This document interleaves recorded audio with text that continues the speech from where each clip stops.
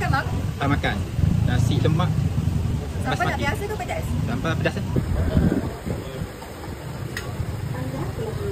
Nak lawa apa? Masuk kacang, ikan bilis, timun. Ya.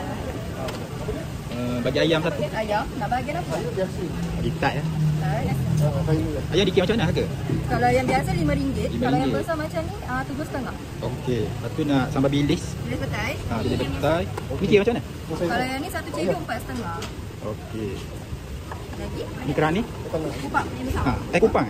Yang ni kerang, yang ni kupang. Oh, kupang. Saya tak pernah cuba lagi. Kalau kupang, satu cedok RM5. Okey, boleh. Lagi? Tu nak paru, ada paru. Paru sambal. Paru sambal. Kira macam mana? Satu cedok RM5. Okey, boleh. Dah. Saya nak potong goreng. Kita asingkan boleh ke? Sekali boleh? Sekali. Dikira macam mana? 80 gram RM12.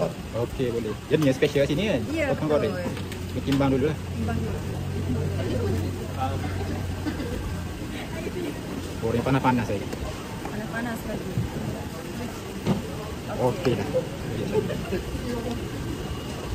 Kira sekali kasih.